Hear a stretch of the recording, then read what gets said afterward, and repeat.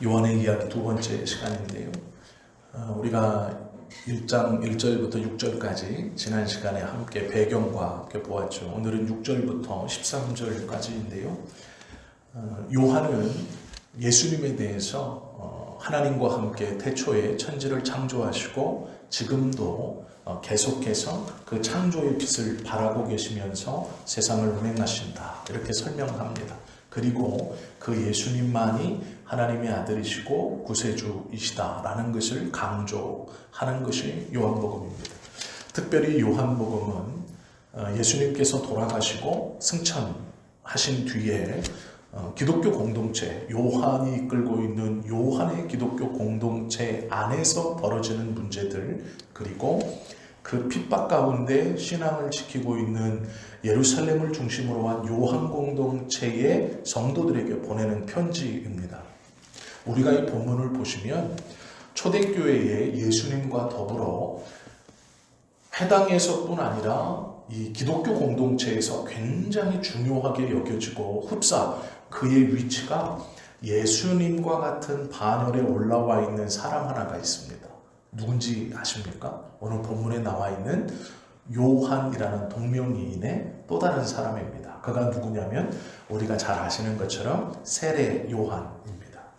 세례 요한은 제사장 사가랴의 아들로, 이 사가랴의 어머니도 나이가 많아서 아이를 가질 수 없는 형편이었습니다. 흡사 아브라함과 같은 아버지도 어머니도 나이가 많았습니다. 그래서 자연적으로는 아이를 가질 수 없는 그러한 나이였습니다. 이는 이 가문이 얼마나 이스라엘 공동체에서 굉장히 높은 가문이냐면 1년에 한 번 대속제일에 지성소 안까지 들어가서 이 법궤 앞에 떡을 갈고 향유를 갈고 또 이스라엘의 모든 죄를 끌어안고 대제사장의 의복을 입고 그 지성소 안에 들어가서 촛대에 기름을 바꾸고 불을 다시 살피고 떡상과 진설병에 있는 떡을 바꾸고 하는 그러한 제사장들을 12그룹으로 나누어서 그 12그룹 중에 대표를 뽑아서 1년에 한 번씩 들어가던 그러한 사람이었습니다. 그렇기 때문에 경건함으로나 율법적 지식으로나 혈통적으로나 아무런 흠이 없는 소위 이스라엘에서 12명 안에 들어가는 굉장히 혈통이 좋은 그러한 사람이 요한의 아버지였습니다. 이 아버지가 나이가 많아짐에도 불구하고 자신의 대를, 제사장의 피를 이을 만한 아들이 없었습니다. 그런데 천사가 그 어머니에게 나타나서 아들을 낳을 것이다 라고 얘기해 주죠. 이것은 아브라함이 나이가 많아 이삭을 낳을 수 없는 상황에서 낳았던 것과 굉장히 비슷합니다. 천사가 나타나서 아들을 낳을 것이다 라고 얘기해 주죠. 그리고 나서 아버지가 12반차를 쫓아 대속제일에 지성소 안에 들어갔다 나오면서 그가 말을 하지 않습니다. 사람들이 그걸 귀히 여겨서 이가 분명히 성소 안에서 하나님을 배웠구나 라고 생각하고 말을 시키지 않습니다. 요한이 태어날 때까지 말하지 않았고 아이가 태어났음에도 말을 하지 않자 이 아이의 이름을 어떻게 부를 것이냐 라고 묻고 그는 이 칠판에다가 요한이라고 써 태어난 아이가 이름을 갖게 됩니다. 이름을 갖는다는 것은 난지 8일 만에 할례 받는 이스라엘의 전통에 따라서 낳고 나서 8일 안에 이름이 있어야 그 이름으로 할례를 받기 때문에 이름은 꼭 필요한 거였죠. 그래서 아들의 이름을 요한이라고 짓고 이 아이는 정확하게 성경의 기록대로 예수님보다 6개월 먼저 이 땅에 태어난 사람입니다. 그런데 놀랍게도 이 족보를 가만히 보면 예수님의 어머니 마리아와 이 요한의 어머니인 이 제사장 가문의 여성이 굉장히 가깝다는 것을 보게 됩니다. 이 두 여성은 원래는 접촉점이 없는 것이 정상입니다. 왜 그러냐면 한 사람은 제일 가난한 동네에서 살아갔고 거기서 목수의 아내로 살았고 또 그의 아들 예수와 그의 누이들과 동생들, 요한을 위시한 예수님의 친동생들의 직업도 변변치 않았습니다. 이쪽은 굉장히 주목받는 제사장 가문에서 또 그 제사장 가문 중에서도 탁월한 사람이었고 그의 부인이었습니다. 그런데 성경에 보면 이 둘이 아무런 허물 없이 대화하는 것을 보게 됩니다. 그리고 서로의 아이를 축복해 줍니다.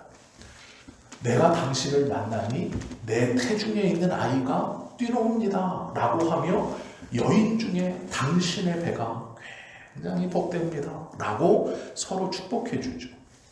둘 사이에 아무런 접촉점이 없는 이 사람을 성경은 굉장히 친밀한 것으로 묘사하고 있습니다. 왜 그러냐면 이것은 예수님의 족보에서 조상이 다윗의 후손이라는 것을 강조하기 위해서 이렇게 해 놓은 것이죠.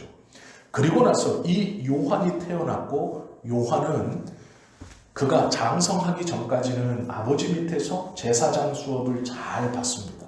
그리고 나서 자기가 제사장의 역할을 수행할 때 돌연 광야로 사라집니다. 그리고 시간이 지나 돌아왔을 때 그는 약대터럭과 메뚜기와 석청을 먹으면서 흡사 광야에서 돌아온, 우리로 생각하면 정말 광야에서 남루해져서 돌아왔구나라고 생각하지만 이스라엘 백성들이 보기에는 광야 아무것도 없는 곳에서 약대토롯을 입고 온 선지자, 즉 이게 무엇이냐면 이스라엘 백성들이 그렇게 기다리고 바라고 염원하던 하나님의 사람이 호련히 광야에서 왔다. 즉 그들이 기다리고 있던 자신의 이 상황과 형편을 완전히 바꾸어줄 그러한 위대하고 대단한 선지자가 저 광야에서부터 왔다라고 생각했습니다.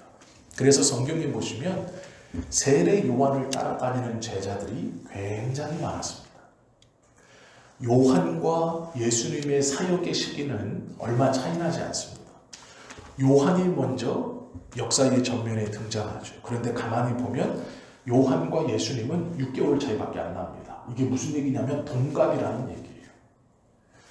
이스라엘에서 제사장의 역할, 공적인 역할을 딱 수행할 수 있는 나이가 30입니다. 그러면 세례 요한도 광야로 나가서 30에 돌아온 거예요. 30에 돌아와서 자신이 사역을 시작합니다. 그런데 이 요한의 외침이 뭐였냐면 회개하라, 천국이 가까이 왔다라는 건 이었죠. 이스라엘 백성들은 이 단순하고 명료한 요한의 외침, 그리고 그의 배경과 자신들의 기대처럼 광야에서 호련히 나타난 하나님의 선지자와 같은 불같은 외침으로 회개하라, 천국이 가까이 왔느니라 하는 외침에 이스라엘 백성들의 신앙과 그의 오랜 기다림 그리고 기대들이 움직이기 시작했습니다. 그래서 그가 곧 오겠다라고 하는 하나님의 나라, 해방된 조국, 로마에서 해방되어서 이제 옛날 다윗 시대처럼 자유를 누리고 주권을 가지고 우리가 마음껏 하나님을 노래하는 그 나라가 이제 곧 도래한다라는 소망으로 요한에게 나와 수많은 사람들이 세례를 받았습니다. 세례를 준다는 것은 여러 가지 의미가 있지만 세례를 주었다라는 것은 내가 나의 세례를 받은 자의 대표가 된다는 뜻입니다. 그러므로 이스라엘 백성 대부분은 이 가문도 좋고 기대감도 있고 불같은 메시지를 전하는 세례 요한의 메시지에 대부분 순종했고 수많은 사람들이 종파를 가리지 않고 세례를 받았습니다. 이제 곧 하나님의 나라가 이루어질 것이기 때문에 그렇습니다. 예수님도 마찬가지로 이 세례 요한에게 세례를 받았죠. 그리고 세례를 받을 때 받고 올라오심에 예수님에게서는 아주 특별한 일이 하나 벌어집니다. 그것이 무엇이냐면 성령이 비둘기와 같은 형상으로 예수님에게 임하고 그 임했을 때 하늘로부터 음성이 있어 이는 내 사랑하는 아들이요 내 기뻐하는 자라라는 음성이 그 세례터에 있었던 모든 사람들에게 들려집니다. 예수님은 그 세례 이후로 사역, 공생애를 시작하시고 요한은 그 전부터 했던 사역을 계속 하고 있습니다. 그리고 어느 날 예수님은 예수님대로 요한은 요한대로 자신이 맡은 사역을 하다 요한이 예수님을 보고 자신의 제자들에게 보라 세상 죄를 지고 가는 하나님의 어린 양이로다 라는 말을 하고 요한의 제자 중 몇이 떠나 예수님에게 스승을 바꾸어 예수님을 쫓아다닙니다. 그리고 예수 공동체의 일원이 되어 그가 십자가에 지기까지 예수 그리스도를 쫓아다니죠. 나중에 보시면 요한이 감옥에 가고 죽고 나서 그 요한의 제자들의 대부분이 예수님의 공동체, 기독교 공동체로 그대로 다 들어옵니다. 그런데 문제는 이들은 예수님이 죽은 이후 예수를 따라다니다 예수님이 승천하시고 이 기독교 공동체가 설립되어서 예수님의 제자들 그리고 이 세례 요한의 제자들이 한 기독교 공동체에 뭉쳐 있습니다. 그리고 그때 자연스럽게 어떤 현상이 벌어지냐면 예수님과 세례 요한이 같은 반열에 올라가 존중받게 됩니다. 이게 무엇이냐면 초대교회에서 세례 요한의 위치는 굉장히 높았습니다. 흡사 예수님과 동일하게 판단하기도 했고 그만큼 능력이 있고 그만큼 신뢰를 받는 사람이 이 초대교회 기독교 공동체에서 드러나는 요한의 위치였습니다. 세례 요한의 위치. 요한복음을 쓴 이 장로 요한, 우리가 예수님의 12명의 제자들 중 가장 나이가 어렸던 요한이 지금 노년이 되어서 자기 기독교 공동체, 요한 공동체 안에 어떤 일이 벌어지고 있냐면 예수님과 함께 세례 요한을 따르는 세례 요한의 직계 제자 그리고 그 제자들에게 배웠다 신앙을 전수했다는 이 무리들이 예수님의 직계 제자 그리고 예수님의 제자들에게 배웠다라고 하는 소위 속사부들과 함께 있었습니다. 그리고 요한의 가르침 조금 더 하나님의 말씀과 율법에 치우친 요한의 가르침을 따르는 무리들과 그것을 완전히 배제하고 구원은 예수 그리스도를 믿는 믿음으로만 이루어진다는 이 예수 공동체의 가르침이 거의 같은 위치에서 요한 공동체 안에 존재하고 있었습니다. 그래서 요한은 요한 복음을 쓰면서 처음에 예수 그리스도를 하나님으로 높이고 요한을 빛이 아니다. 빛에 대하여 증거하는 자라고 낮추어 설명합니다. 요한 공동체 안에 예수님에 대한 믿음과 전혀 다른 요한에 대한 믿음을 가지고 품고 있는 사람들이 있었습니다. 왜 그러냐면 예수님 시기에 요한이 죽고 나서 예수님이 본격적으로 전면에 나섰죠.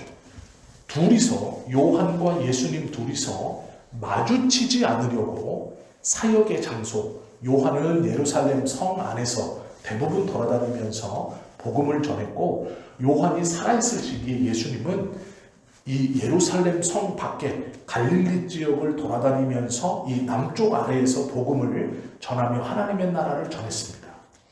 요한이 잡혔다는 얘기를 듣고 예수 공동체가 예루살렘으로 올라왔고 이 예수 공동체가 예루살렘에 입성하면서 요한이 죽습니다. 그리고 나서 이제 전면에 예수 공동체만 남게 되었고 요한을 따라다니던 제자들이 자연스럽게 예수 공동체에 편승해서 함께 하나님의 나라를 전했습니다.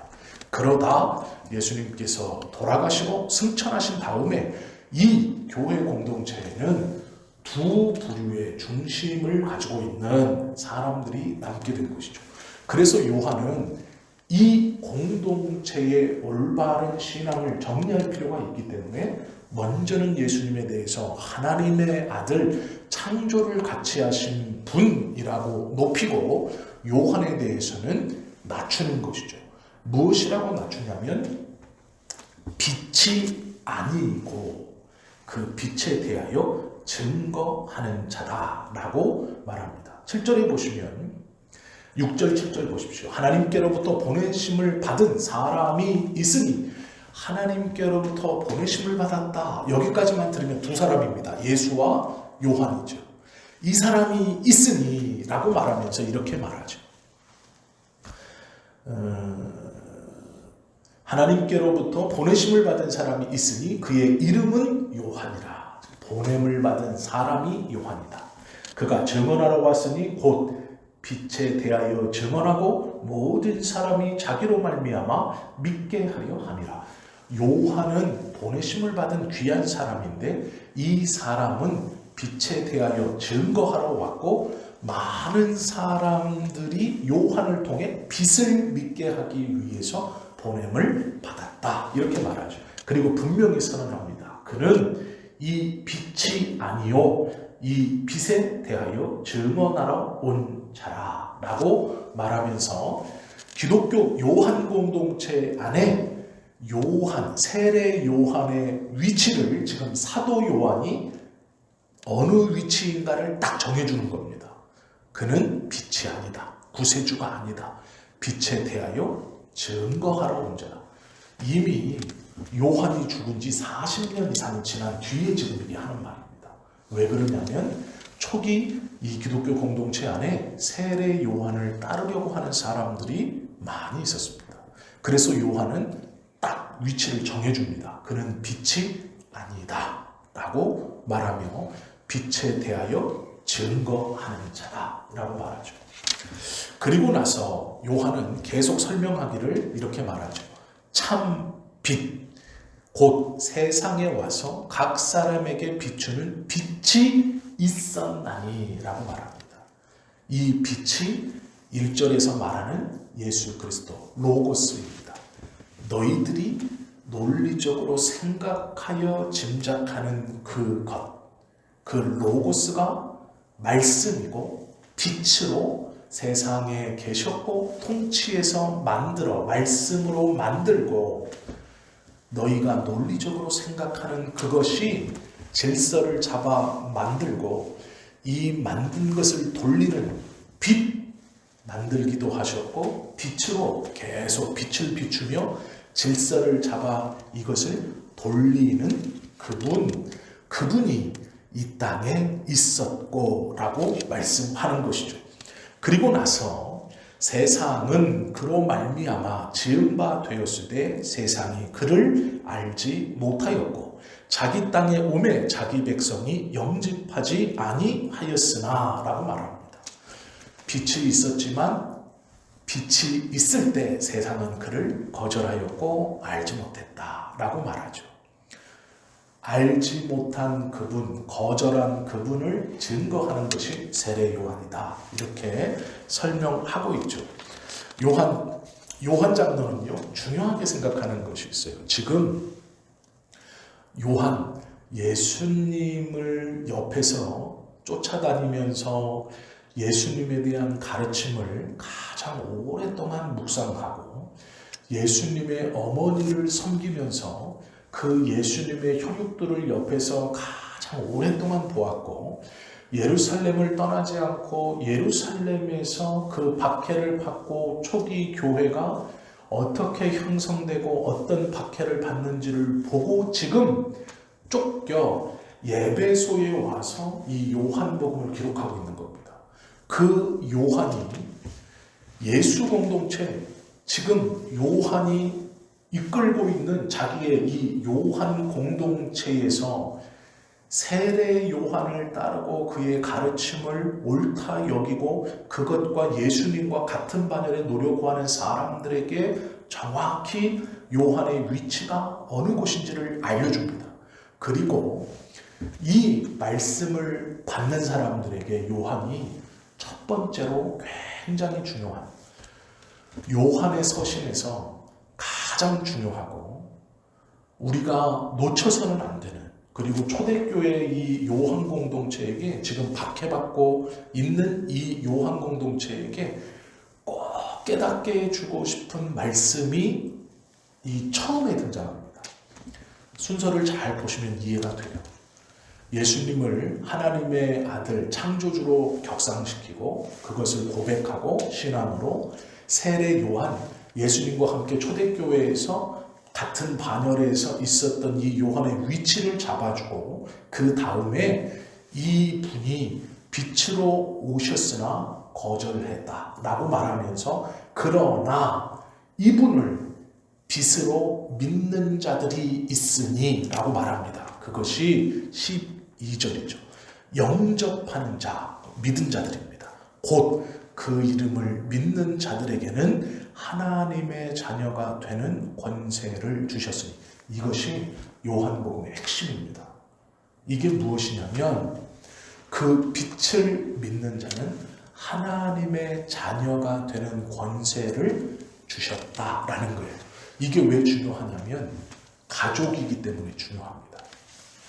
우리들도 가족이라는 개념이 굉장히 중요하지만 유대인들에게 가족은 세상에 누구나 어떤 것과도 바꿀 수 없는 굉장히 끈끈한 공동체입니다. 유대인들에게 가족이라는 것, 이 혈연이라는 것은 뗄래야 뗄 수 없는 것입니다. 이것은 유대인들의 사고방식에서 내가 하나님의 자녀가 되었다라는 것이 유대인들에게 어떤 의미로 들려지냐면, 내가 하나님의 가족이 되었다라는 거예요. 유대인들은요, 혈통을 얼마나 중요시하고 가족을 얼마나 중요시하냐면, 이름도 4개에서 5개를 돌아가면서 씁니다. 왜 돌아가면서 쓰냐면 자신의 핏줄을 기억하기 위해서예요. 내 조상이 누구다 라는 걸 기억하기 위해서 4개에서 5개의 이름들을 돌아가면서 써요. 그 이름 외에는 쓰지 않습니다. 그래서 어느 지역에 사는 4개에서 5개의 이름을 쓰는 누구는 그 가문이에요. 그냥 어느 지역에 누구 하면 아버지가 누구야, 할아버지가 누구야 하면 족보가 나와요. 왜냐하면 4개에서 5개의 이름을 돌려 쓰기 때문에 할아버지와 아버지와 그 아들의 이름을 알면 얘 뿌리가 어딘지 나와요. 이게 이스라엘의 가족 공동체 개념이었어요.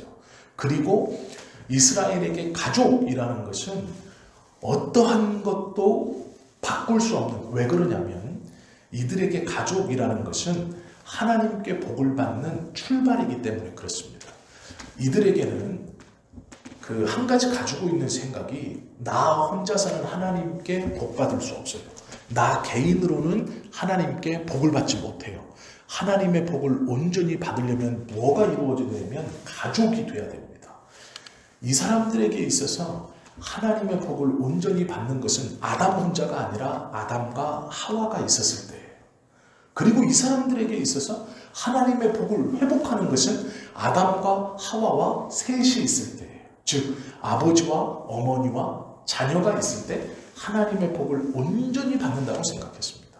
이것이 복을 받고 하나님이 지켜주시고 보호해 주시는 출발이고 시작이라고 생각했어요. 그래서 혼자가 아니라 하나님께서 함께 해주시는 다른 누군가가 있을 때, 이 공동체가 되었을 때 온전한 하나님의 복과 하나님의 지키심과 하나님의 은혜를 받는다라고 생각했습니다.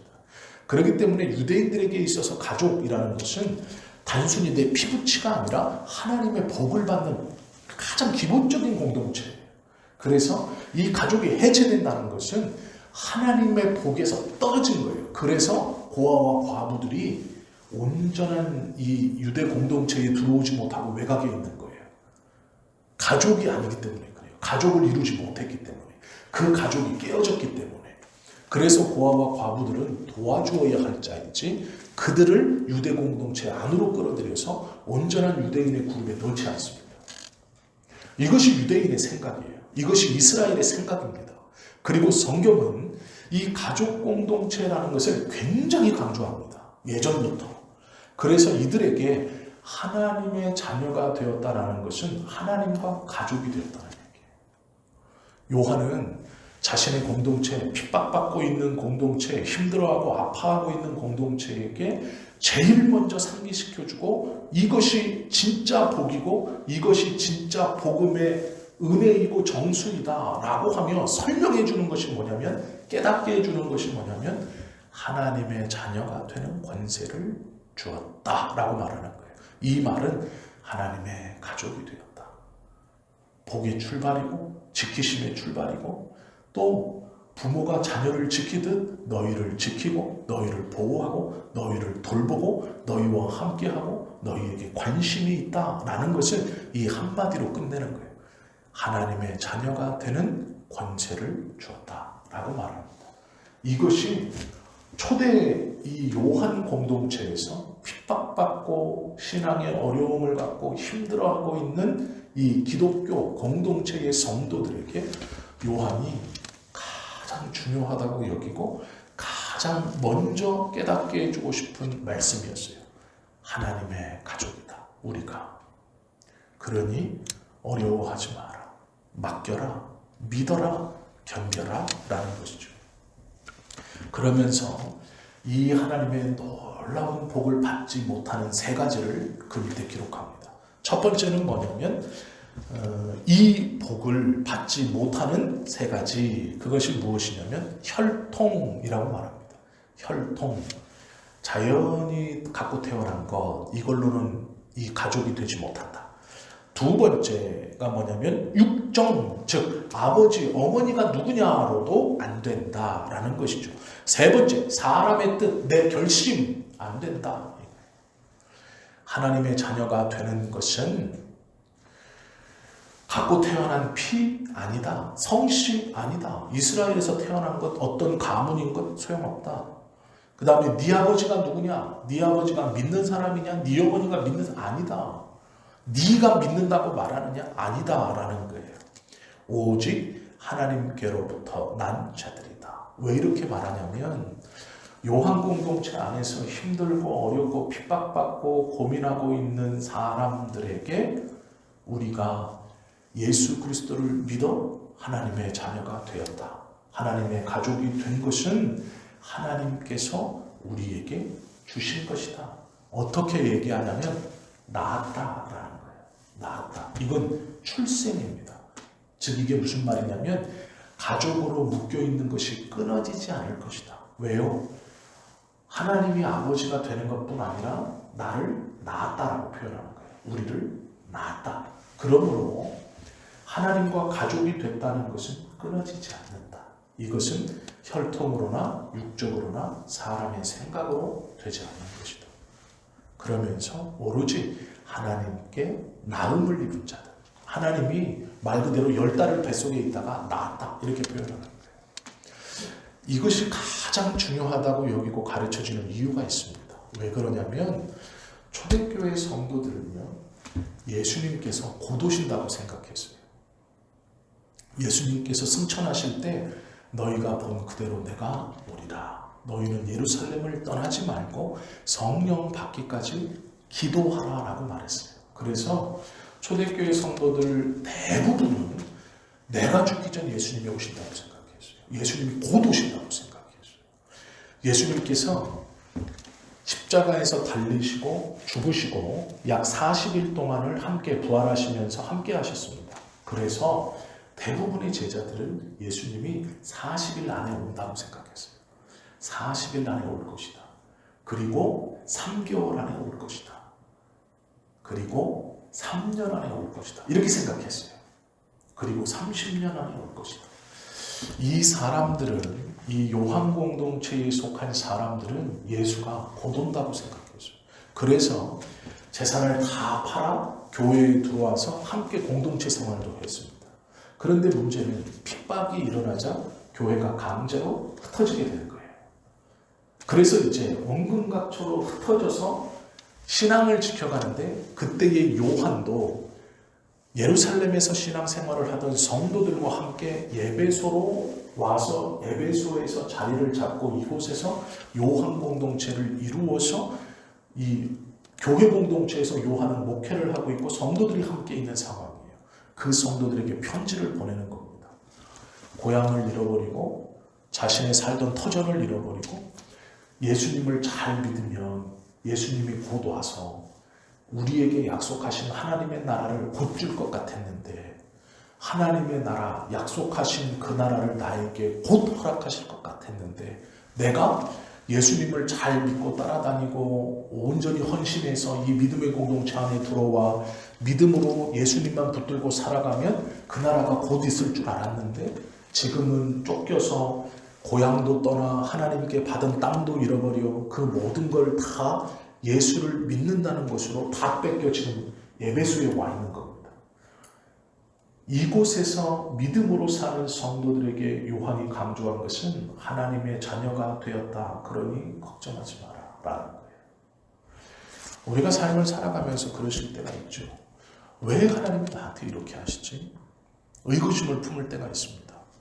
내가 잘 믿으려고 하고 기도도 열심히 하고 예배도 열심히 하고 내가 어쨌든 하나님의 뜻대로 살아보려고 결심도 했는데 왜 하나님이 이렇게 나한테 이런 일을 있게 하시고 왜 이렇게 하셔서 지금 내 상황과 내 삶과 내 여건이 내가 전혀 원하지도 않고 생각하지도 않았던 내가 꿈꾸던 것은 저것이고 내가 바라봤던 것은 저것이고 내가 소망했던 것은 저것인데 왜 저것 상관없는 지금의 이 상황 내가 이 어렵고 무엇을 내가 더 포기하고 무엇을 내가 더 놔야 되고 무엇을 내가 더 바꿔야 하는지를 돌아보게 하는 이 상황 왜 이렇게 하시는가 라는 것이 우리만의 질문이 아니고요.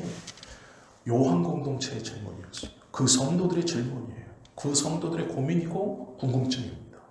그때 요한이 예수님을 믿는 가장 큰 복은 네가 생각하는 그것이 아니라는 거예요. 예수님을 믿는 성도들의 가장 큰 복은 하나님의 자녀가 되었다라는 거예요. 이 말이 뭐냐면 하나님의 가족이 되었다라는 거예요. 그러니 걱정하지 마라. 왜 이럴까? 왜 이렇게 되었을까? 내 상황이 왜 이럴까? 그게 걱정이 아니고 하나님의 가족이 되었으니 그 걱정, 그 염려 하지 말아라. 하나님의 자녀가 되는 권세를 주었대요. 이건 특별하다. 이거는 평범하지 않다는 얘기예요. 네가 생각하는 그것, 지금은 아니지만 네가 생각하는 그것, 이거를 받아야, 이렇게 돼야, 이것을 붙들어야 하나님을 믿는 자의 복, 내가 생각하는 복이라고 생각했는데 요한은 그렇게 말하는 게 아니에요. 하나님의 자녀, 하나님의 가족이 된 것이 가장 큰 복입니다. 그리고 그분이 너희 아버지니 걱정하지 마라. 염려하지 마라.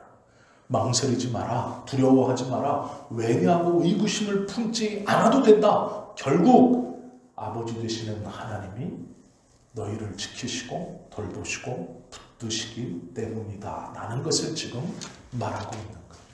그것을 말하기 위해서 요한이 예수님에 대해서 창조주이신 것을 고백하고 세례 요한의 위치를 정확히 설정하고 그 다음 예수를 믿는 자에게 하나님의 자녀가 되는 권세, 즉 가족이다 라고 밝히고 있다라는 것이죠. 우리가 생각하는 가족보다 더 끈끈한 것이 유대인들의 생각하는 가족의 사고관념이에요. 가족이라는 것은 하나님의 복을 받는 출발이기도 하고 하나님이 지키시는 공동체이기도 한 거예요. 그런데 그 가족이 하나님이 아버지 되신다라는 것 이제 생각하거나 말할 필요가 없는 것이죠. 그것이 되었다라고 선언하는 거예요. 그러면서 의구심을 품는 게 아니라 내가 나의 신분이 어떻게 되었고 내가 누가 나의 아버지인가를 믿으며 어떻게 살아가야 하는가를 중요하다라고 말씀하고 있는 것이죠. 모든 것을 알고 계시고 세상을 지으셨고 또 모든 것을 통치하시는 하나님께서 우리의 아버지가 되신다라는 이 요한의 이 신앙의 선언은 이 편지를 받고 있는 요한 공동체 요한복음을 이제 읽어가며 제일 먼저 요한 장로의 이 편지의 첫 구절을 읽으며 이 요한 공동체, 어렵고 힘들고 아픔과 고민 중에 있는 이 믿음의 공동체가 처음으로 맞닥뜨리게 되는 큰 은혜예요.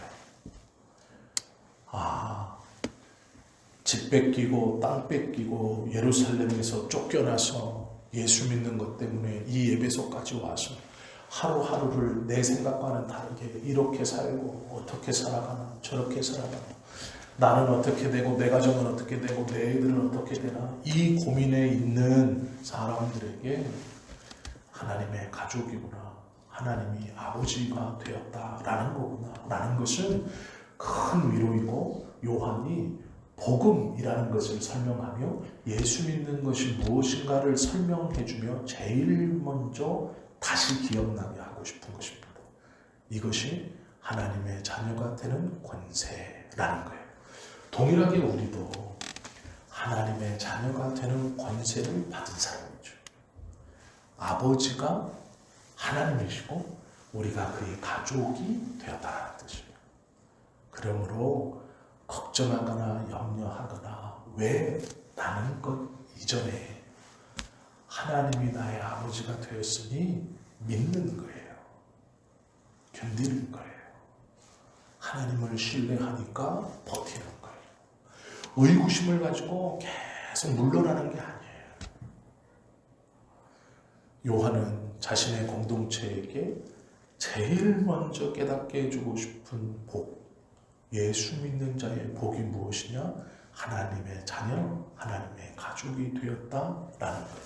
오늘 이 저녁에 우리도 이 음성과 깨달음을 들어서 하나님, 내가 주님의 자녀, 즉 하나님의 가족이 되었으니 나의 아버지이신 하나님께 맡기고 신뢰하고 하나님 앞에 감사하며 순종하고 살아가기를 원합니다 라고 기도하는 것이 옳다라는 것이죠. 어쩌면 하나님께서 의구심이 아니라 가장되는 나의 인도와 나의 이끌음을 믿고 와라라고 하시는 걸지 몰라요. 하나님께서 말씀 안에서 우리에게 역사하셔서 성령께서 깨닫게 하시고 또 들을 만한 귀가 있는 자는 듣고 하나님 앞에 아멘으로 화답해서 그 은혜를 받아 개인의 것, 내 것으로 누리시는 우리 모두가 되시기를 예수님의 이름으로 축원합니다. 기도